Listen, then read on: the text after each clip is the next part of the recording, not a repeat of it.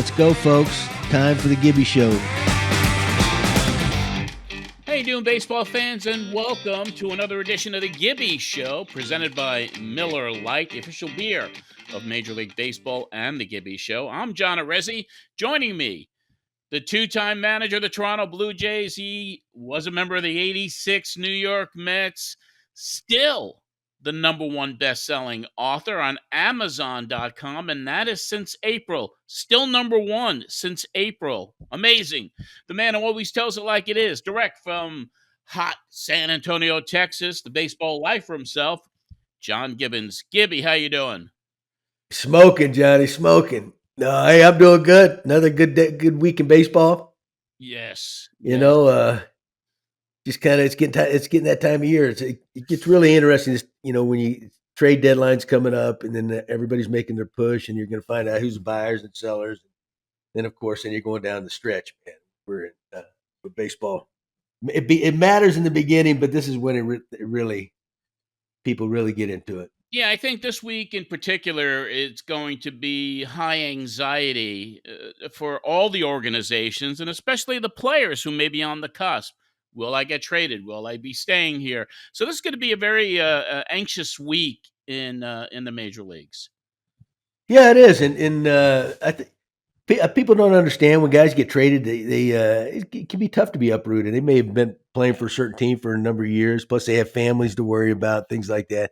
And then they're always wondering. They read things, and it's kind of plays with their mind a little bit. And because there's a lot of hired guns out there, that teams want. But it really drives up the interest of the game. I think this time of year, and everybody has a chance to play GM. Yeah, that's very, very true. And of course, social media only adds to the flames of the Yeah. rumor mill. So it'll be a big week, and we'll be watching it very, very closely. On today's show, the Blue Jays stumble in Seattle, but salvage the final game of the series, and they still remain one of the teams in the wild card competition. The trade deadline, as we just talked about, is fast approaching, which is sure to be a hot topic all week. We will discuss this and all the Blue Jays news with Gibby. And on today's Gabbing with Gibby, brought to you by Tim Hortons, we will have one of the most successful batting coaches in the game. He's a former Jays hitting coach, and for the past 9 years, hitting coach for the Atlanta Braves, and doing really well down there. Kevin Seitzer will join us. We'll have a weekly roast and toast inspired by our friends at Miller Lite. But let's get right into the leadoff.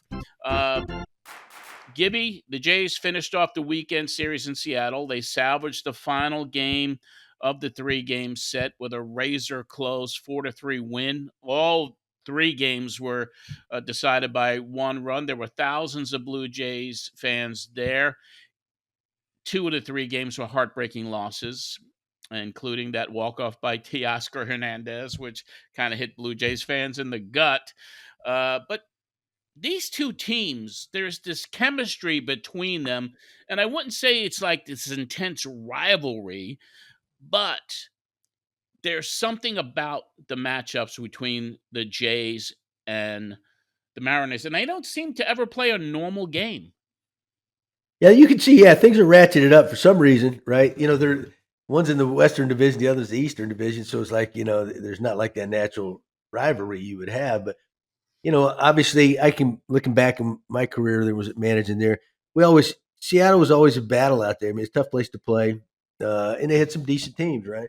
And then, of course, I think this team now, you go back to the playoffs last year, and Seattle winning that thing, and they won the first 2 and then moved on. So that always ratchets it up a little bit. It's like when we were playing Texas in 15 and 16.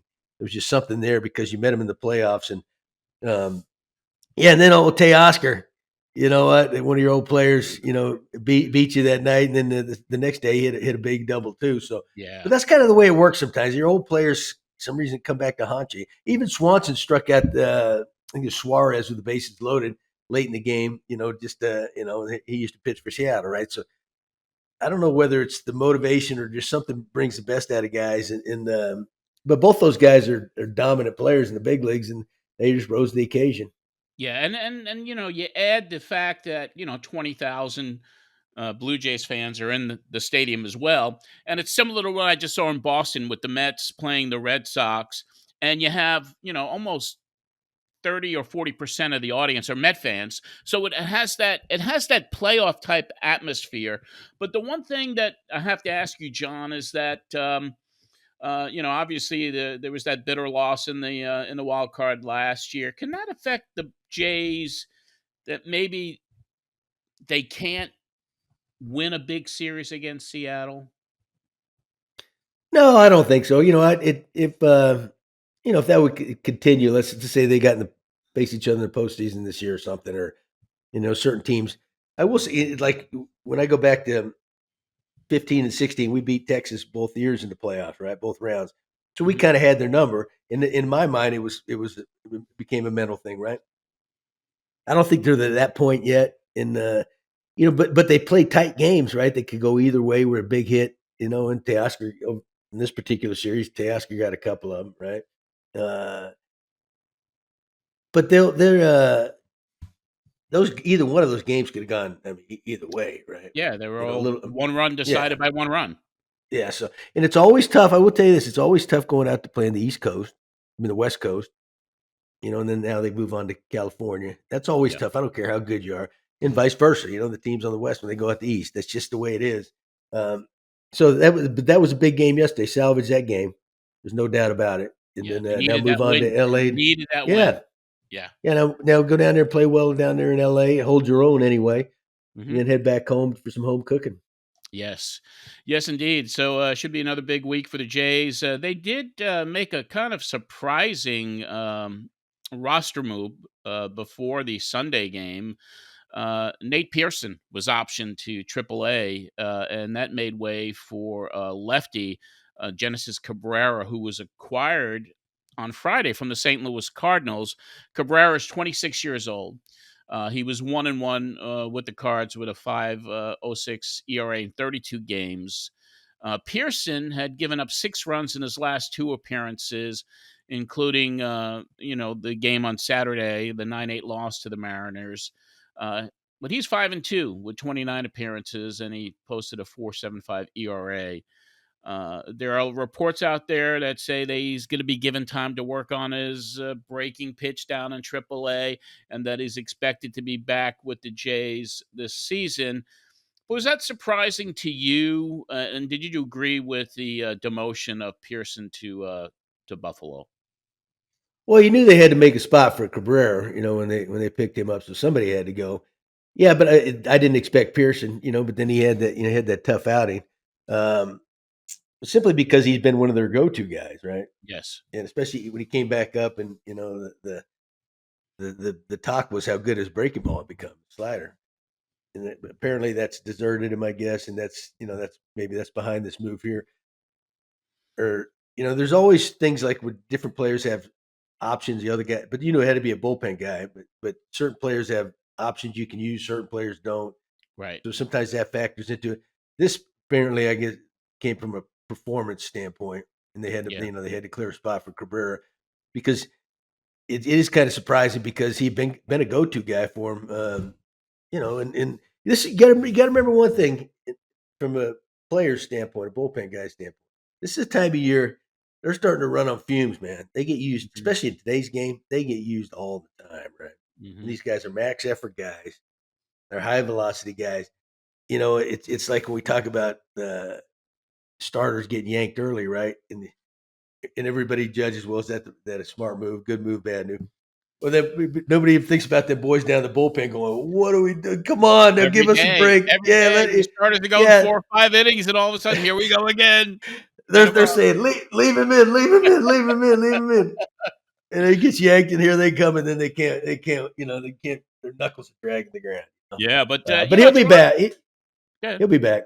yeah. Toronto's bullpen has been excellent this season. Yes. Really quietly posting the fourth best ERA in baseball, with strikeout and walk rates both ranking in the top 5 in the game. And the Blue Jays have coveted another lefty option in the pen.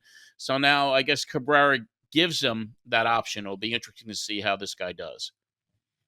Yeah, I'd read somewhere where they were looking for a lefty. That you had Timmy Mason down, who was having a tremendous year. He just keeps getting better and better. Yeah. Um, but they got to protect him a little bit too. But the certain guys, now with the new rule, you got to face three guys. It used to be everybody would if you need a lefty, you'd take a lefty because all he's got maybe face one hitter, right? Just get Yes. the lefty out. Then you can yank him if he doesn't or whatever because you didn't want him facing the righties. Well, this kid's got a pretty good arm, I guess. So he has to face three guys, and he'd been struggling there in St. Louis for a team that has been looking for pitching. So which kind of surprising. I don't know if they had to make a move or something. Hmm. But all I know is Pete Walker's pretty good, and they may have identified some things they think can help him out, and that's probably it. The problem is, anytime you pick up some guys got to go out, right? Yeah. That was Pearson. So Numbers kind of game. it's a ruthless game. There's no doubt about it. But it'll be interesting to see how he does. Yeah. This could be, talking about a ruthless game. I mean, this is the week, as we talked about in the beginning of the show. Could be a big week for the Jays as the trade deadline is looming. They are expected to be active heading into the August 1st deadline. Um, a right-handed bat, perhaps, to complement the lineup. There's also maybe a possibility of a trade for another starter. So that means somebody may have to go. So I mean, they're looking to load up for a postseason run and certainly want to go beyond a wild card appearance. So there is anxiety out there. Take us through that in your career, John. I mean, that trade deadline week, like you were saying, guys may have to uproot their families. It's one of the most stressful weeks in the game, isn't it? Yeah, it is, and it's also one of the most exciting, especially if you're a Yeah, fan watching, if because you're you're a you're fan. playing you're playing GM, but this is where GMs make their money, man. They earn their stripes, uh, and they've all been in a room throwing things around about what do we need to make this team better, and then now the tough part is seeing if you can find a match out there you could pry somebody loose, and that's never easy. That's not automatic either. So No. sometimes teams don't do anything, not because they didn't try, it's because it's hard to do. But every all the teams in contention are going to be number one. They're going to be looking to fortify their bullpens. You have to simply because what we mentioned a minute ago, they get used so doggone much. These guys, you need more of them, right? And especially when you can get down to where you can expand the rosters a little bit. And if you can get an impact guy and make all the difference in the world, now you can start sliding your go-to relievers down a little bit and that one extra, stud hammer. But it's but you've seen teams too. You look at there's been some big trade deadline deals Yeah. and nothing happens. Right? I mean, they implode. The guys don't play good or doesn't do anything for your team. But it's kind of one of the cool parts of the game that everybody's dreaming. I was a part of one when in 15 when they made a bunch of changes, and it was a crazy week because Anthopoulos, the GM, he's behind the scenes. He'd call me about possible deals right there, and I mean, they're talking to every team, and there's like 100 potential deals, right? And a lot of times you may not get anything. And so and then you're going, geez, it's driving you crazy right there. Just get something. Just get something, will you, for crying out loud. And then, but it's constant. He might call you in the middle of the night. Say, hey, what do you think of this? You could trade for him, but it's on your record, man. It There better you go. work. I'm sure you got a lot of those calls at midnight or after midnight. But another thing that may be complicating things is that joining the Blue Jays this week, Ryu is coming back from the long injury, and that's going to add more depth. But he also create a log jam with the starters. And who do you think Ryu's impending return affects the most in the Jays' rotation? No, that's a great question. It really is. They can. Everybody says we can never have enough. That's true, but there comes a time where you got to decide who's doing what. Whether they may go to six man, I don't know. I've never been a fan of that. I think that these guys starters need a break, but sometimes you throw them out of whack with that extra day, right? I mean, if you're going to try to run 2 months of doing that, Manoa, Alec had a good outing yesterday. So he looks like he's bounced back. If he had continued to struggle, he might have been the guy, odd man out. I'm not sure. I Yeah, couldn't he's tell you. had 3 starts back, 1 really good on his return. He had Yeah. that little stumble, and then he kinda came back yesterday after a tough first inning. So yeah, but does that affect him most? I mean, it's like he the guy that's gotta be a little bit worried, and looking over his shoulder a little bit, you think? Well, I mean, it could be because he's the only one that's really struggled, right, at any point this season. Because you look Sure. at Kikuchi's been really good, right? Everybody, and he was kind of a flip of the coin to start the season. Barrios has been dynamite now. He's worked his way back in there. So there's really, and those guys really aren't. A lot of times these starters aren't geared for bullpen roles, so it's tough to throw somebody down there. But they may have to do that. That would be my guess. But they could go 6-man too, with to protect Rue a little bit too, with coming off that Tommy John. Yeah, so it'll be interesting to see what happens and, with Ryu coming back. So, that's been long awaited, and, Hey, it's this been is a beauty though, Johnny. This is the beauty of being in fandom like I am now, right? right. We can watch teams and just see what they do, and we get sit in the background, throw grenades when they don't work, and say, "Yay, told you so." They're second guessing, and now I can get away with it. Not Yeah, it you're doesn't an bother me one armchair bit. manager now, John. You're an armchair skipper now. It doesn't bother me one bit now.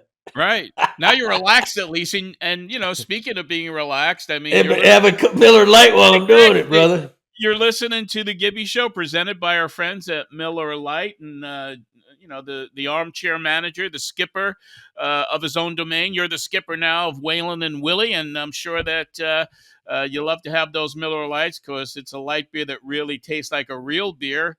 And you got to be cranking them open while Pet and Willie and Waylon and trying to control them and keep them, keep them from destroying the house. Yeah. You throwing beer cans at him? Empty ones. No, Well, you know you know you can have what? them retrieve them too for you. Get that cooler That's out right. there and say, Yeah. "Waylon, it's your turn. Go get me a Miller Lite." Hey, you know what's going? It's been so hot down here. I look forward to at the end of the day, when that sun started to go down, sit in my backyard and sipping a nice Miller Lite. Really, that's kind of because during the day, it's so if you get out, you got to do something. You come in, you're going, man, this is brutal. Now I'm getting a little older. I'm not like a young kid anymore. So that's kind of me and my wife. We just kind of hang out there, and that's how we kind of enjoy our evenings. There you go.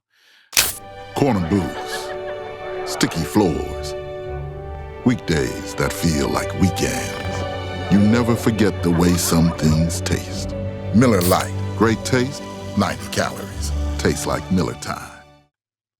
Well, the past weekend was the annual Hall of Fame inductions, Gibby, in Cooperstown, New York. 2 former Jays were inducted. Scott Rowland, who played for the Jays in 2008 and 2009, and Freddie McGriff, who started his MLB career in Toronto and played for the Jays from 86 to 90. And what a prolific home run hitter he was as well.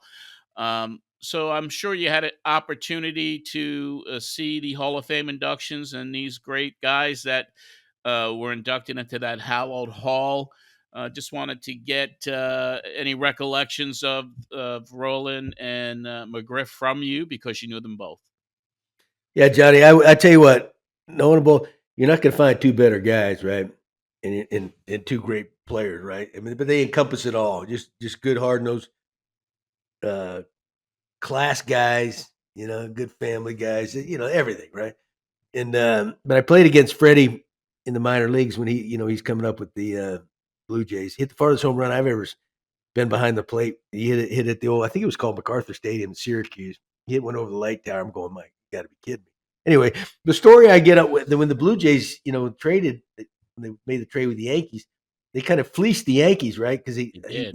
he was down in A ball, rookie ball maybe, and he was kind of a throw in that Beeston used to tell the story about. I don't know who the main part of the trade was, but they wanted, hey, throw this guy, they throw this McGriffin guy in, right?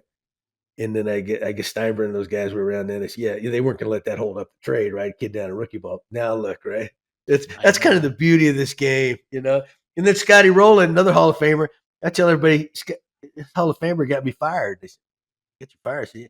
Because when we picked him up in 2008, Mm-hmm.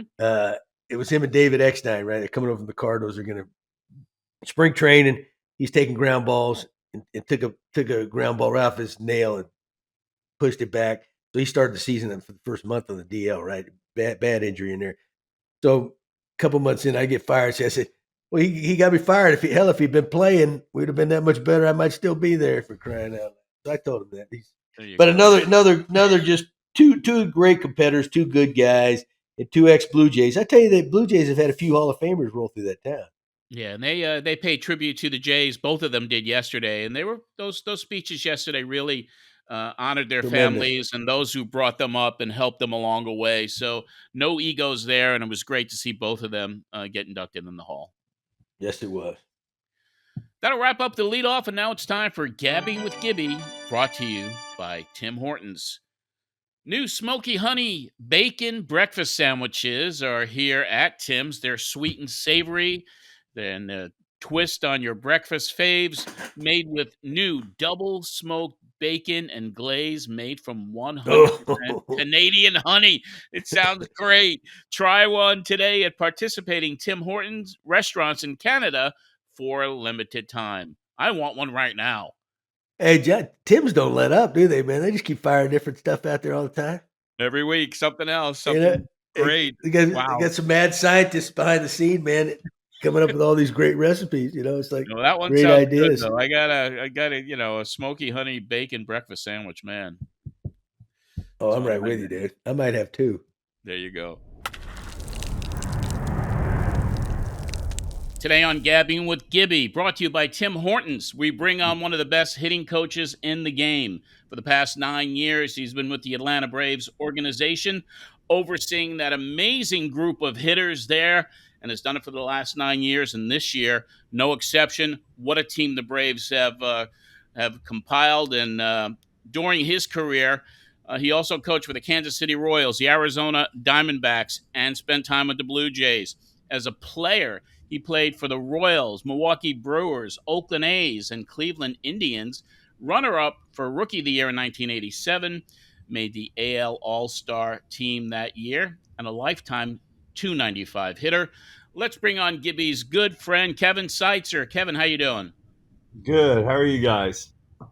Very good. Hey, you might have hit about 320 career-wise if you could run it all. He broke up a little bit, but I think I got the gist of that. Hey, back then I could run. Right now, no chance. You did, huh? I didn't know you were a runner. But hey, let me. It's a true honor for me to have this guy on here. Kevin and I go. Well, when I got fired my first time from Toronto, I went to work as a bench coach in Kansas City. Kev was a hitting coach there, and this is back, they had Billy Butler and Alex Gordon, but this is when like the Hosmer, Moustakas, they made the trade, and Alcides Escobar, Salvador Perez. Those guys were all on the upswing, right? And so they were falling under Kevin's tutelage, right? And then I end up getting fired there again. That's it. See what the common theme is? I get fired everywhere. So I left, and then eventually I come back to Toronto, and we brought Kevin with us, and then he spent a year there. And then his old Sherholtz, and was it Sherholtz in from Cleveland? John Hart. Yeah. We're running the Atlanta Braves, and they brought him over there and gave him some security. We couldn't do that in Toronto, and they offered that to him, so he left. But I just want to tell you, I've never been around a hitting coach more thorough, cares more for his guys, works harder than this guy, and he wears it on his sleeves, man. It's all about winning. But he's I guess what really made him stand out to me is not that as much as he cares more than most. There's no doubt about that. But he taught hitting, it's and he's still doing. I know he's still doing it. It's turned into a slug game. But this guy talks hitting, the kind of hitter he was. You get 2 strikes, you battle, and every team I've ever seen him on, whether it was Toronto or in those years in Kansas City, his guys battle, man. They battle to the end, and it's fun to watch. And that's a sign of a champion. That's what he's doing down in Atlanta. I'll take it from there, Kev. Well, thanks, Gib. That's I appreciate it. You're right. I care. I love my guys. I don't want to leave any stone unturned every single day when we're preparing for a starter, when we're preparing for a series. All the advanced work and everything I put in way ahead of time so I can simplify it for the guys to when they get in the box, they got an idea of what to expect, what it's going to look like. Especially when we're playing, the full schedule this year is really cool, but we're facing a lot of pitchers that we've never seen before. So the better picture you can put in a hitter's mind as to what they're going to see from a movement standpoint and how the ball's going to come out of their hand and all of that, it just helps. So, I love it. I absolutely love the preparation. I love the time in the cage with them, and you're right. Our guys fight and they grind, man. This is for me, this is the best group I've ever been around. I think I've said that every year for the last like 5 or 6 years since I've been in Atlanta. And they get better every year. Just they I've had so many people go, "What makes you guys so special? I mean, you got talent and everything, but what makes it click?" And I said, it's the bottom line of the guys in that clubhouse love each other, care about each other, fight for each other, support each other, the chemistry, the makeup, and just the will to win, not be overwhelmed, keep bringing it for 27 outs. It's special to watch every night, and I tell them a lot, and it's pretty awesome. Yeah, you know what, Kev? But a big part of that is the coaching staff there too. You got to have that kind of player that have that kind of mentality. But your coaching staff, in my mind, is the best in baseball by far, right? Because you have enthusiastic guys that have played the game a long time. There's a ton of experience, from Wash, EYU, even Snit leading the way, Walt Weiss, you name it.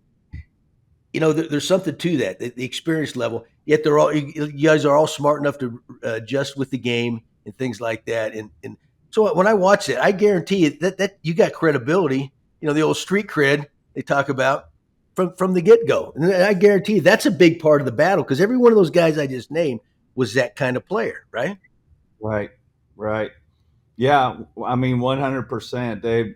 Our staff is tremendous. I mean, the players nowadays have I believe have a lot of respect for guys who walk the same walk that they're walking right now and been through the wars, and all of our guys have, and then you have to make the adjustment from from an analytics perspective to where you're able to get the information, take it, and present it to the guys to where they get it, and it's not overwhelming. And that's the fun part. And all of our coaches we've adapted, and I love it. I stink and love it. What do you got for him, Johnny? I got a few things. Obviously, you're around some great hitters. In your estimation, around the league, around Major League Baseball, who do you consider some of the greatest hitters in the game right now? Oh man, gosh, there's a lot of them. I mean, Ohtani, number one, is what he's doing and how special that is. I mean, I have no idea what that dude's going to get paid, but he's probably the top of the list as far as holy cow. And more than you and I will, So, but go ahead. There's I know by a lot. Gosh, I don't know. He's the one that just jumps off the map to me, as far as the wow factor and the overall talent, having the ability to hit for power, hit for average, run the way he runs. It's he's a special talent. Yeah, and take the bump every 5 days too, and get up on that hill and start pitching as Yeah, well. I So don't know how we've much never seen longer anything he's like going it to be able in to our do generation. that. Yeah. Yeah. You're right. Yeah, you also talked a lot about going back now in your career, how much of an influence George Brett had on your life and career. Can you kind of tell us about that relationship with George and how much he influenced you. You know, it was George had the biggest impact on me just from leading by example. I mean, he wasn't a, a rah rah, you know, vocal guy, but the way he played the game, the way he prepared, the way he worked, and you know, he led by example for us, especially us young kids. That it's like, holy cow, man! You know, watching him my very first day in the big leagues when I got called up. Never been in the big leagues, never been in big league camp. I came through the minor leagues, not really a prospect, but I'd hit and I got an opportunity to be a September call up. And my first game, I'm sitting there, and you know, it's like when you're a kid growing up, this was back in the day where players would hit ground balls and then they just jog to first base, and it was like really too cool for school. And you know, I'm sitting there and I'm like, we got to hustle, we got to bust it down the line. And I was like, man, if I ever get to the big leagues, that'd be really cool to be able to just jog to first base and be cool like these guys who were my heroes and idols growing up. And the first game, George, first at bat, hits a comebacker to the mound, and I saw him. We're in the first base dugout in Kansas City, and that dude ran as hard as he could run to first base on a comebacker to the pitcher. And I was like, my eyeballs were just like wide open, going, "You got to be kidding me! That was incredible." He's out, and this is September, and the Royals are 18 games out of first place. I mean, he's doing this because that's who he is. And I'm like, wow, that was amazing. Two at bats later, his third at bat comes up, hits another comebacker to the mound. Maybe the only time he hit two comebackers in a game in his whole career. Yeah, exactly. My first game, and he did the same thing. He busted it to first, and I just said, you know what? That's the way I'm going to play my whole career. And that I will say that game had more of an impact on how I played and my attitude than anybody in my whole career. Hey, I want to know who the pitcher was, man. Sign that guy. If he could get George to tie George up and hit two bouncers back at the mound, man, that's the guy you want. I don't even remember. I don't remember. It was White Sox though. So yeah. Oh God. Hey, Kev, real quick, when you were talking about the analytics and things like that. You know, you got so many different personalities on your team. It is in preparing these guys, I'm sure they all want different type information, different amounts of information. Yep. In the way the game is nowadays, it's you're lucky if you get 5 innings out of a starter, right? You're right. There's a good chance you're facing 3 or 4 more guys. Yep. Yeah.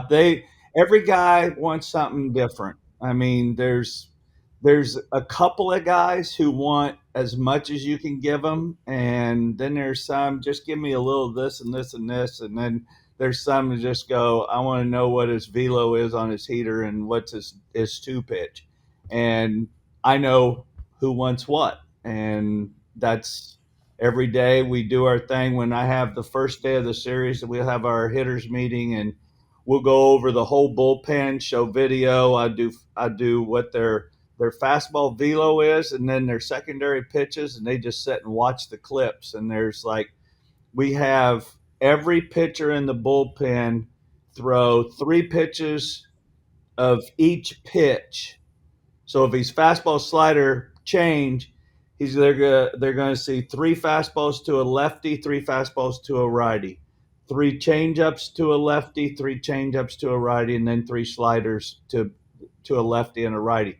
So they get to see all the pitches of the bullpen, and all I've told them is what the fastball velo is, and then they see the movement on all the pitches. Well, then they got the picture in their head, and now when they come out of the bullpen, the last 3 or 4 innings, hopefully 5 or 6 innings that we're seeing relievers, that they got that shot in their head. Okay, yeah, I remember him. Here's how much the movement is on that slider, because here's the hard part for us / hitters, but really it's a picture that the fans don't understand. When the camera is sitting off center from center field, like a little bit more towards left most of the time, left center, the perspective of the movement of all those pitches is deceiving. So, for example, the only way that you're going to get true pictures of the movement is like we just came from Milwaukee. It's one of the best places to scout because you're dead on right behind home. And Atlanta's the same way. Now, so you can see the run, the cut, the sink, but if a camera gets too high, now you can't see the depth. So it looks like curveballs are just little short curveballs. Well, then you get a lower camera angle, you go, holy cow, that's a lot bigger curveball than I thought. And then when it's over towards left center, the right-handed slider looks like it's a little bitty thing, and the left-handed slider looks like it's breaking 5 feet. But when it gets dead on, it changes. So our video guy tries as hard as he can to get these pitches for our meetings from behind home. But I'm always reminding them, hey, it's bigger than what it looks, it's shorter than what it looks, and blah blah blah. So yeah, that's interesting. It's funny. I don't know why they brought back a memory. I can't remember who it was when we were together in Toronto. And anyway, I can remember come back to the dugout, and they had just punched out or looked bad on something. They said to you, "I didn't know he had a curveball or something, or I didn't know he had a slider." And sure enough, it was that guy that never paid attention, obviously. Right. Yeah. And then you got Billy Butler, who would go, you said his slider was 82 to 84. He goes, that one was 81. I was a little early on it. Hey, to put that in perspective, Billy Butler was a great hitter, wasn't he not? Yeah, man. He could. But that's how simple he was, man, and that's how his mind worked. You were off by a 1 mile an hour, Kev. Yeah. Thanks. And then I keep track of all the quality at bats and stuff, which I still do, and I'll give them a quality at bat for a hard contact, a hard hit out. And so he'd hit a stinking high bomb to center field to get caught at the warning track. And I wouldn't give him a hard contact. Well, he come up after the at bat and kind of like nuzzle up behind me, and he's looking over my shoulder at the chart. And then he'd go, dude, you didn't give me hard contact on that. He goes, I crushed that ball. I go, too high, hit it lower. And that's Billy Butler, because you know what? In the middle of a game, he's worried about how you're grading him. It's not like you're going to give him a bonuses. Oh, it was awesome. That's the good old days, man. Huh? I tell you, Kev, you've been around this game a long time, man. You've seen it all. You were a great player. Thank you. And you're definitely one of the the best of the game right now. I don't know who's anybody's better. Hey, let me ask you real quick again though. How many how many runs you scored that first inning this year? Are you kidding me with that? I don't know. But we've gotten a lot, but what happens is we usually don't get many after that. Hey, well, the old argument is, that, especially you get the top pitchers, they coming out of the game, maybe they're just coming out of the bullpen. They're getting into the game and the move. They may not have their best A stuff right out of the gate. They're still they're not sweating and all that yet. That's the time to take advantage of. But nobody's ever done it like you guys have. No, I can't explain it. I mean, the boys just come out. We come out swinging. I can tell you that. We come out swinging. Introducing the new Smoky Honey Bacon Breakfast Sandwiches at Tim's. With a sweet and savory glaze made with 100% Canadian honey, new double smoked bacon, and a freshly cracked Canadian egg. Try a twist on your breakfast faves with our new Smoky Honey Bacon Breakfast Sandwiches at Tim's. Hey, but remember the game, though, for a while there changed to, the old money ball. Let's go up there and work the counts and all that. Right.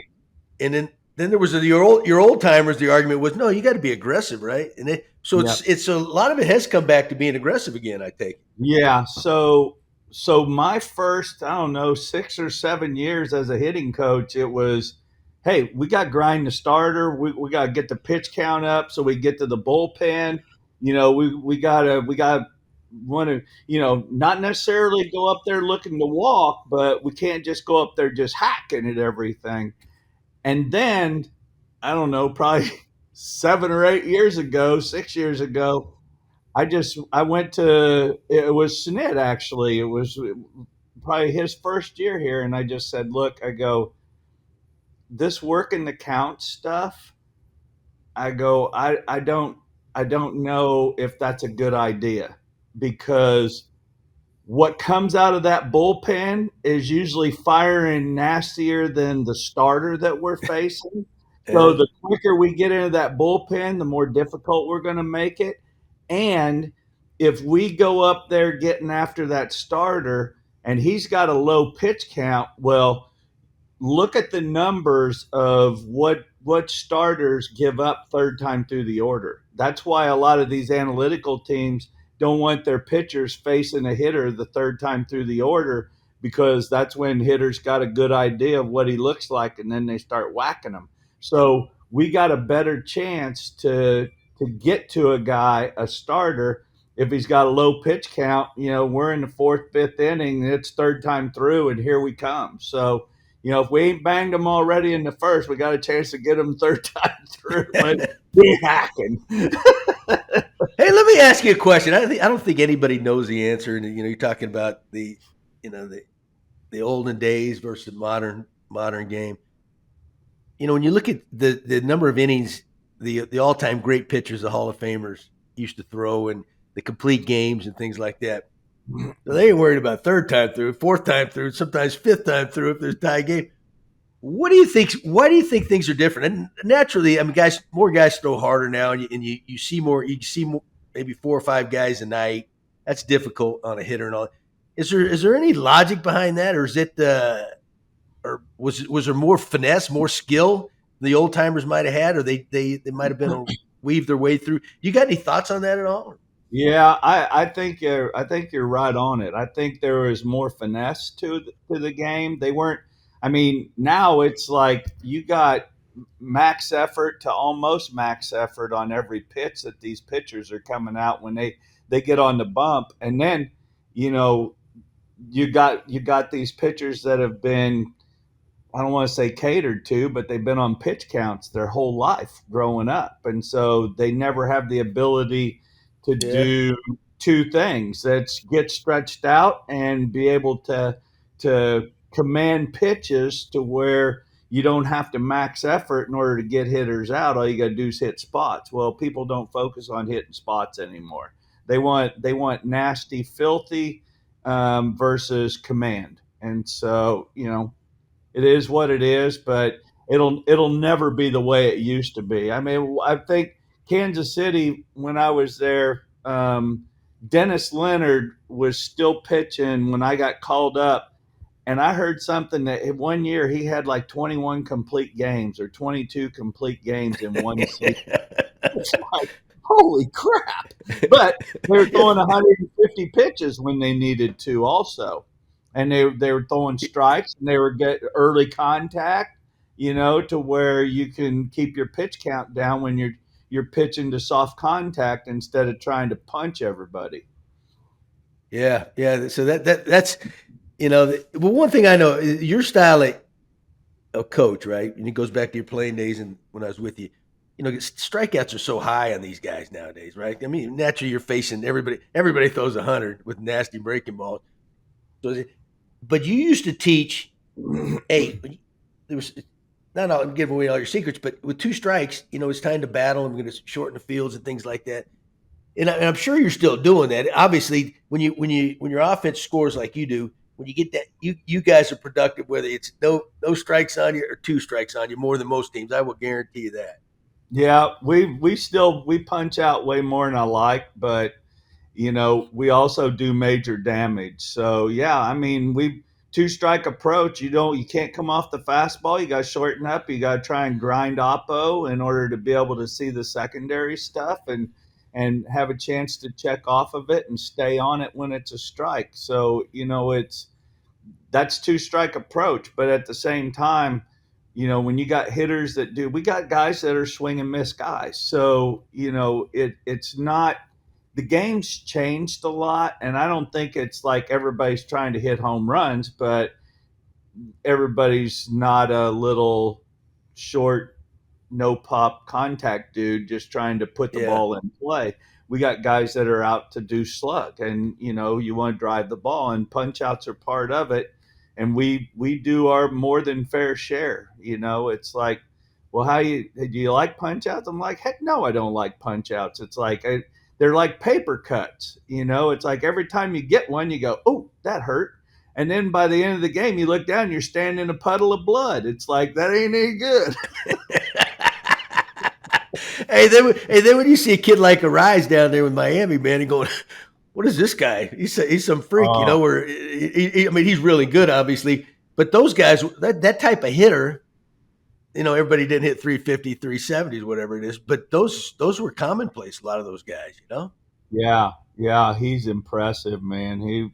Back when I played, Wade Boggs was going to hit 350 every year. Mattingly was going to hit 330, and Puckett was going to hit 340 or 350. There were a lot of guys. Tony Gwynn was going to hit 370. George was going to hit 330.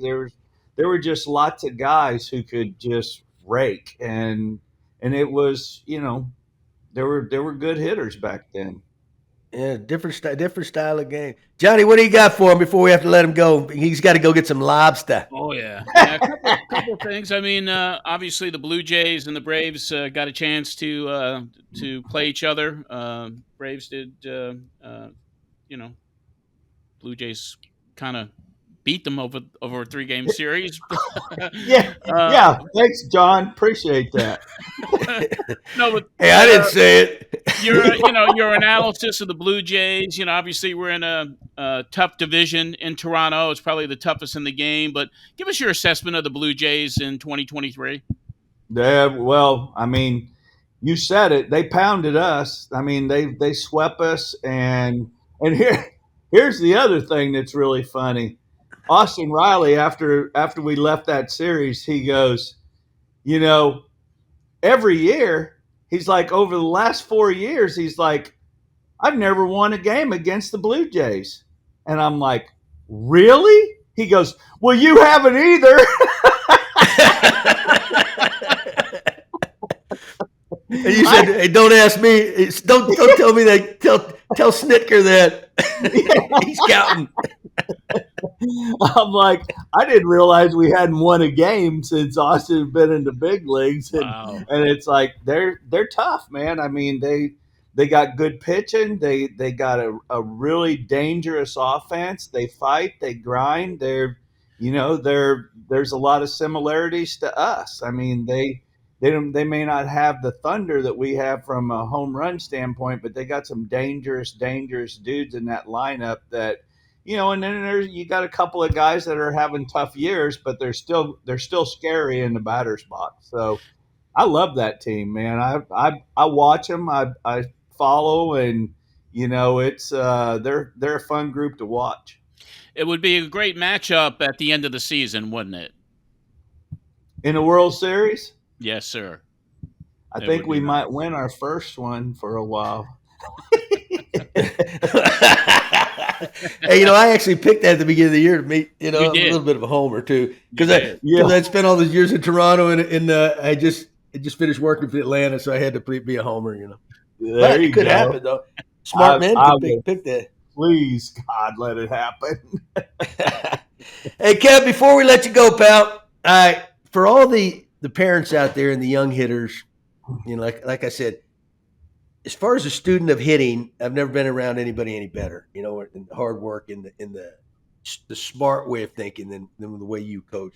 You got any advice for parents out there, for the young kids or any young kids that might listen to this?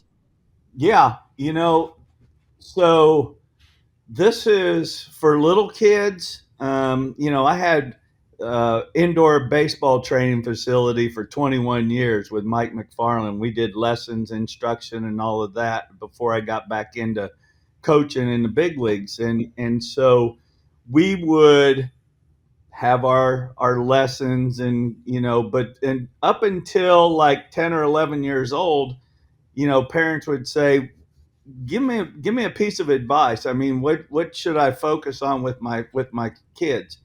And I'd say three things. I go, number one, have them take a good swing where they stay on balance. Number one, have them try and hit the ball right back up the middle every time. Try and hit a line drive at the pitcher, and tell them just focus on seeing the ball.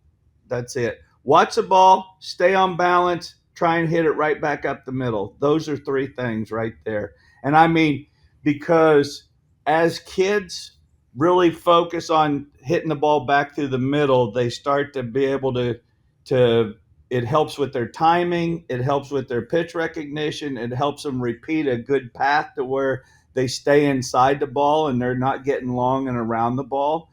And then just being able to stay on balance is just so critical to where they start feeling established in their lower half, because that's where hand speed and power comes from. And a lot of kids try and do it with their upper body, and they're falling all over the place. So, and then the head's coming off. And so if they're focused on just seeing the ball all the way to contact, stay on balance, and trying to hit it back through the middle, they will be so far ahead of the game, as they get older and they start seeing changeups and curveballs and sliders and all of that. So, a lot of parents want to get real complicated, and it's no good.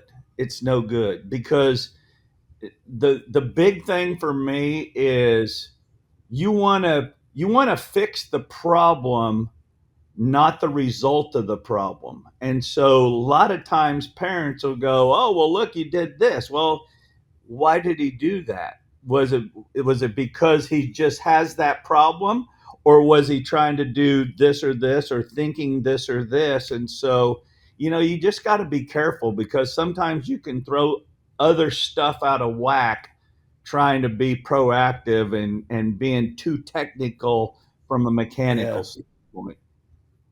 Makes perfect sense, man. Damn, I wish I'd tried that. It's like, are you serious? It's that simple. It's like, yeah, just and the big thing for me too is just get reps. And the more you hit, the more you play, the more, and keep it fun. I mean, one of the other things too, at our facility, we'd see parents dragging their kids out there. They didn't want to be there. Well, if they don't want to be there, don't make them be there. This is not your career. This is their career. And until it's fun, you need to support them to do something that they have fun at and they love. And if it's work and they don't like it, stop. That's the holy cow. I mean, don't even get me on that tirade, because I just see so much pressure. All right.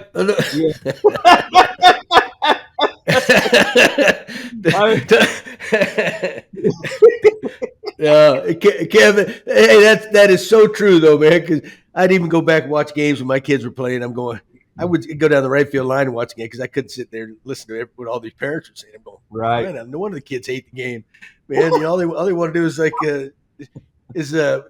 get a couple of bats and then go get an ice cream afterward. That's all they're worried about. You're killing them. Yep, exactly. Well, listen, pal, man, we can't thank you enough spending your off day with us up there in Beantown. Yep, you bet. Great to see you. Hey, and now you're going to get out and get you a nice meal tonight? Is Snicker buying you guys or what? No, he took us out in Milwaukee the other night, so he's taking or in Milwaukee, go to a Waffle House up there instead of one of the big fancy seafood restaurants in Boston. We went to Eddie Martini's that had really good seafood and steak. It was really good in Milwaukee. In Milwaukee? Yes. Yeah, that's pretty close to the ocean. Yeah, it was good. Tell him, hopefully He's got Anthopoulos' expense card, so when he takes you guys out like that. Yep, Alex takes care of us, man. Big time. He's awesome. All right, pal. Well, listen, say hello to everybody for us. All right, will do. Good talking. Appreciate your time, man. You Keep bet. up the great work, Kev. Thank you you. so much. Appreciate it. Take care. All right, pal. Well, another great guy on Gabbing with Gibby, one of the best hitting coaches in the game. That was a good discussion with him. What a great guy. Yeah, John, he's a real pro. I got to know him when I went to Kansas City, and I just watched him work. And nobody cares more than this guy. And I've been around a lot of great coaches, a lot of great baseball players. I mean, he cares about his guys, right? Works hard. He'll do anything. He'll go above and beyond. But the most important thing is he's knowledgeable. He knows how to teach it. He knows how to relay it to these guys. You get guys in the game from all walks of life, different backgrounds, and yet he's able to pass it on the things that might help to each and every one of them. And he lives and dies with them too. So he's a big part of what they got going down there. Yeah, just the knowledge and dealing with the different individuals and their personalities, and for him to be with the Braves for 9 consecutive years, and all the teams that he's helped, and all the players that he's helped over the course of his career, that was a great get for Gabbing with Gibby. You got to remember one thing, and he'll tell you. Remember one thing. You got to have talent, right? But there's every player in the major leagues has talent, right? There's some guys that have that knack, getting the most out of guys. They do it a little bit better than the other guy, or you learn things over time. That's the key. He has talent down there, but yet got to get it out of these guys, and that's what they're doing. Yeah, that's the hard part, of course, but he's doing a great job. Now, inspired by our friends at Miller Lite, it's time for this week's Roast and Toast. John, this week, there was a story that made some national headlines. I even read it in the New York Post. It was about the Seattle Mariners, who hosted this year's All-Star game. And they had initially placed various Blue Jays merchandise in their team store. Jays, of course, finished the series there. There was some leftover merch from the All-Star game that Seattle hosted. The Jays gear was unceremoniously yanked from the team stores after some complaints on social media by fans, and it was echoed by Seattle pitcher Paul Sewald and infielder J.P. Crawford. So the thousands of Jays fans attending these games cannot purchase any Blues Jays merchandise at these games, and for this, I got to roast the Mariners for removing the gear. Well, no, I guess I understand it a little bit. This is your team and all that. But I get the stupidity end of it, man. You're losing a lot of money, for crying out loud, I would think, right? But but I am a little bit surprised even a player would even notice that, but I do understand that. I had an instance when I was coaching the Jays. My kid was wearing a Yankees Jeter's jersey around when he was a little tyke in New York, and somebody made the comments, and I'm thinking, well, we sell Yankees Red Sox stuff up in the booth. I said, in there, they sit in the owner's box. I'm going, where's the hypocrisy? Seems like a little hypocrisy to me. So I don't even know how I feel in that, other than you're losing a lot of money anyway. But I guess they got to pay these guys so much money. The players, they could have used some of that money. Yeah, I never found it, disturbing to see other teams, because I mean, most of the team stores around the leagues, I mean, they have MLB gear that's sometimes outside of the teams that are playing there. You got to remember, social media fueled the flame on that one. Oh yeah, but you got to remember, a big part. You get fans from all over, all different parts of the country that root for different teams, right? And this is their chance to come, and obviously the Blue Jays, they come out there, but I'm sure so are they going to? I'm sure they're going to take. They must have Ohtani and Trout jerseys too in their. So are they going to take that stuff down? Or everybody wants that. Whoever's complaining, it was a Sewald, he might get traded, man. They say this kid's more of a problem than he is. Yeah, I was never a fan of his. He's costing us money. I was never a fan of his when he was with the Mets. Let's put it that way. Oh, he's an ex-Met, huh? Yeah, that's almost everybody is. Uh, we're going to toast somebody that also is an ex-Met, but this is a really cool story. Jays starter Chris Bassitt and his wife Jessica announced that they will support the Jays Care Foundation with their new Bassitt's Pitch-In program. And this is really cool, Gibby. The Bassitt family, they will donate $10,000 to Jays Care each time the Jays win on a day when Bassitt pitches. And they made it retroactive to opening day already. So to date, they've now generously donated $130,000 to the foundation, Wow. which enhances the mental and physical health of young people in under-resourced communities around Toronto. This year, over 1,000 kids are participating in the program. And for this, we both happily toast Chris and Jessica Bassitt. Yeah, it just tells you about the both of them right there, right? Jay's Care has always been big up there. I think it was Melinda Rogers who ran it. And every year they'd have a big gala do promotions, and a lot of players would donate time or financial stuff. But I've never seen anyone doing that big. So it's, man, that's pretty impressive. So good for them. You know what? We had him on the show. You could tell what a quality guy, a caring guy he was, and that this doesn't surprise me at all. To tell you the truth, yeah, he said that pretty impressive. when he first came to the team, he wanted to do something for the community, and this foundation really resonated to him and his wife, and they decided to do this, and it's a great program. So yeah, we tip our hats and give him. Oh yeah, well, Jay Scare does a lot of good stuff up there, all over the country, and yes, that's their big thing. So hey, what a great salute. Exactly. Corner booths, sticky floors, weekdays that feel like weekends. You never forget the way some things taste. Miller Lite, great taste, 90 calories. Tastes like Miller time. Well, we'll have another roast and toast inspired by our friends at Miller Lite next week. And Gibby, that's going to wrap up this edition of the Gibby Show. For John Gibbons, this is John Arezzi. We will talk more baseball with you next week, right here. Have a great week, everyone, and go Blue Jays.